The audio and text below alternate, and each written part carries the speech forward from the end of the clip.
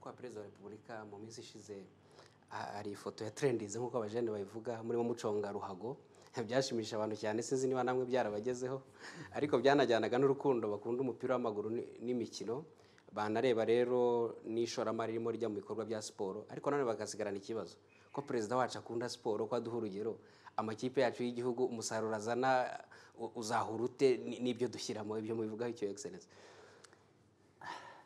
Biraruhanyije, biragoye, ariko tugomba kugira icyo dukora. Ngira ngo byavuzwe kera, ni imyaka myinshi twibaza impamvu siporo yaba muri rusange cyangwa ukuntu twayiteza imbere, ariko cyane cyane ku mupira w'amaguru impamvu n'imbaraga zishyirwamo ariko umusaruro utaboneka bihagije.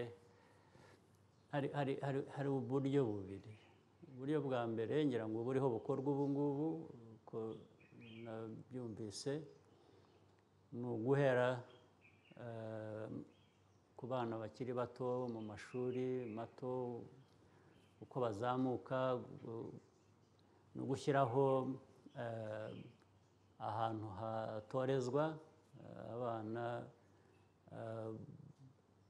bakiri bato umupira w'amaguru, no kubaha ibyangombwa byose, imipira n'ibindi bishobora gukoreshwa muri buri karere cyangwa n'ahandi aho bishoboka, cyane cyane bikanyura mu mashuri.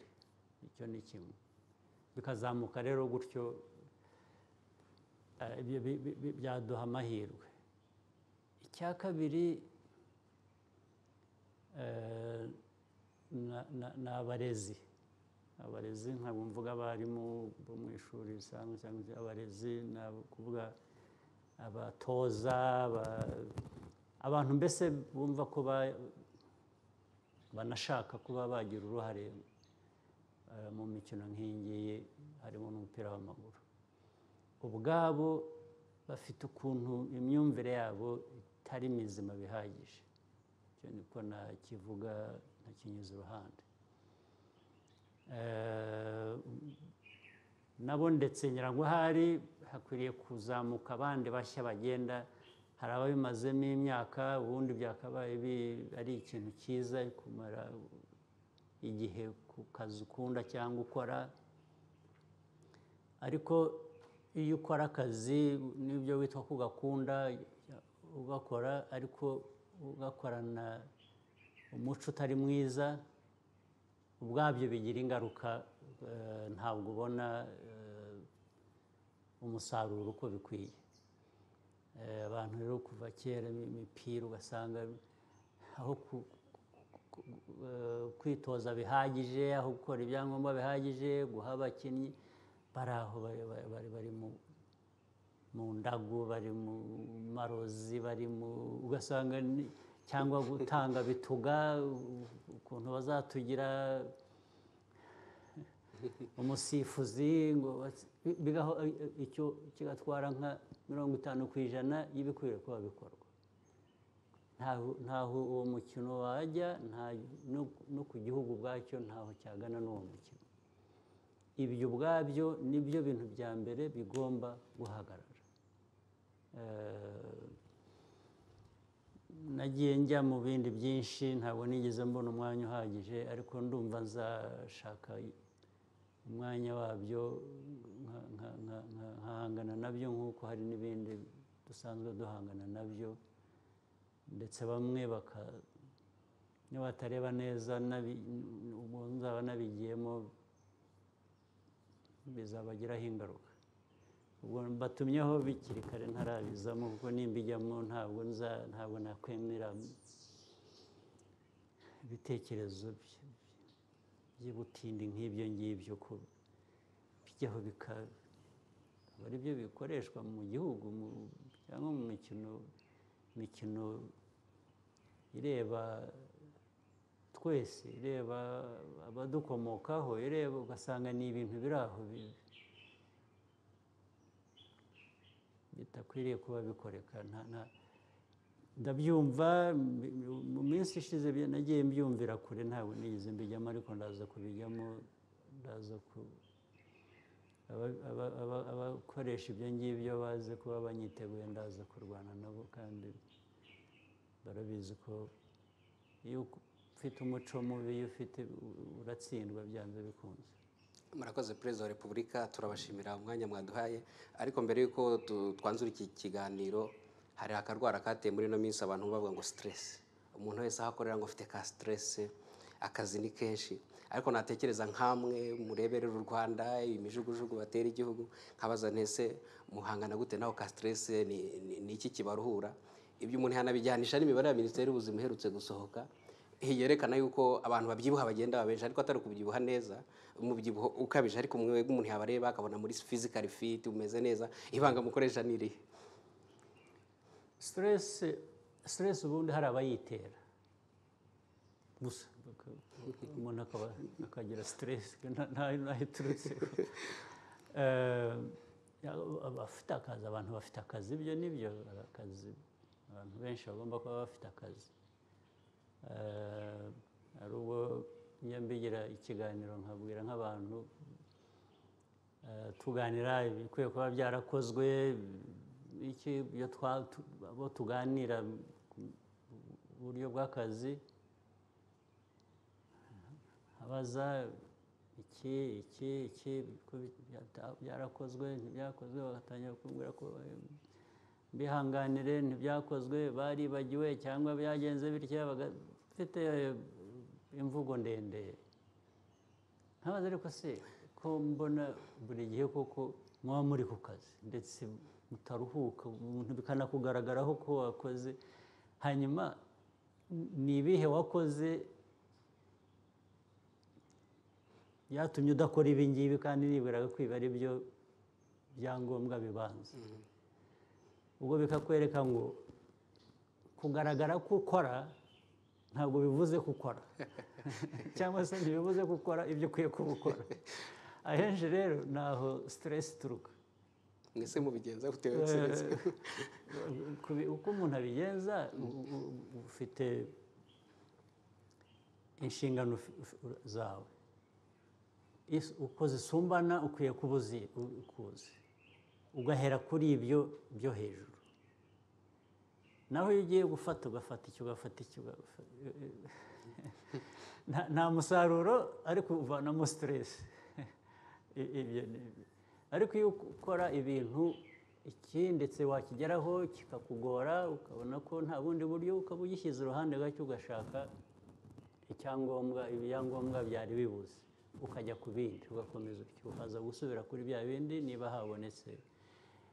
Ariko ukomeje ku kintu kimwe udafitiye ubushobozi buhagije cyangwa ubona kitari buguhe umusaruro, ariko ugakomeza aricyo urwana nacyo, nta kiri buvemo, ariko uragira stress.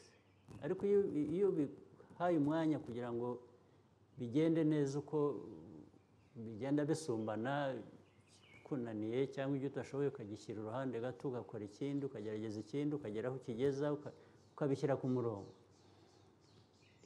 nta stress nyinshi ivamo.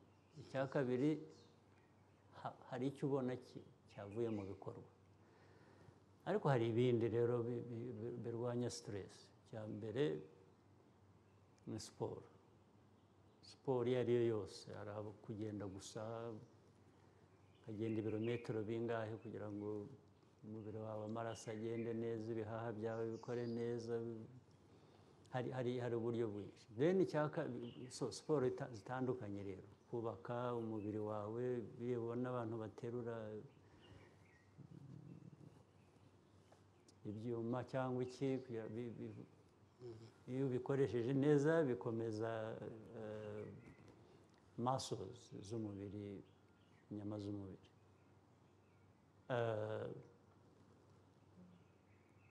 Gukora siporo ni ngombwa, ukabigirira gahunda.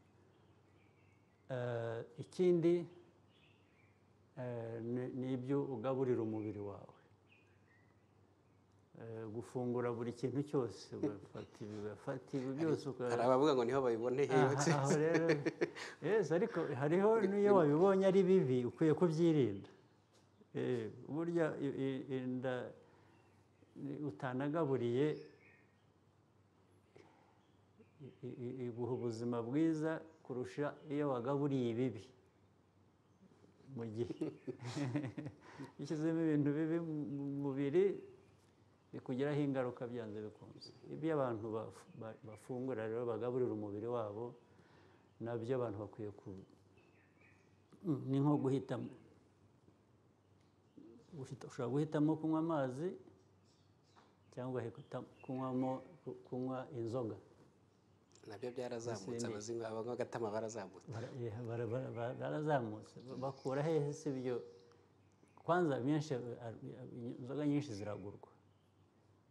Bazakubwira ngo ntibabona icyo bafungura ariko bakabona ay'inzoga, nabyo hari kutavugisha ukuri nyine.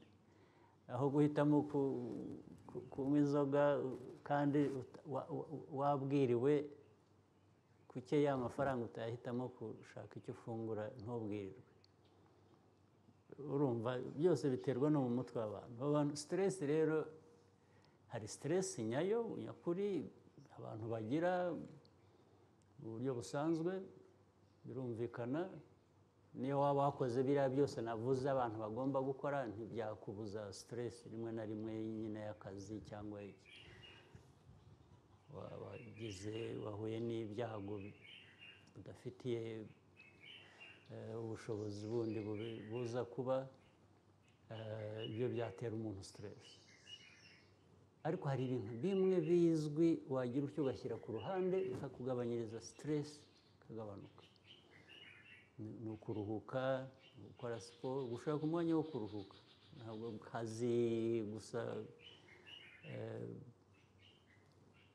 Noneho kuri jye uko wari umbajije, siporo ndayikora, mpitamo ibyo mfungura, ntabwo mpfa gufungura ibibonetse byose. Navuga ko n'izi za alcohol zica abantu, keretse ku munsi mukuru cyangwa naje iwawe ukanzimanira, nshobora gufata ikirahure kimwe. Ibindi akazi kanjye, amasaha, akazi ndagakora uko mbishoboye, ariko ngira n'umwanya wo kuruhuka, njya muri izo siporo cyangwa nkaganira n'abantu, nkabona umwanya w'umuryango wanjye, mu by'ukuri. Hanyuma ariko ikindi kigoye gusobanura, sinzi ko nanjye nubwo ngiye kubivuga, hari ubwo ikintu mu mutwe kitakuremerera bitari ngombwa. Hari ibibazo birahari, ni byinshi, biraremereye. Hari n'ubwo mba nzi ngo ni igihe bireba ngomba kubikora, ariko aho kujya muri panic mode ngo uvuga uti noneho you calm down, ugatuza, ugatangira gutekereza ko uri gukora ibyo ushoboye, ibyo udashoboye urashaka ukundi ubigira. Ariko iyo bije bikakwikubitaho, ukavuga uti noneho ibi ndabigenza nte, ibintu byacitse, aho ngaho stress niyo ijya mu mutwe wawe, noneho igatuma n'ibindi byose bikugeraho ingaruka.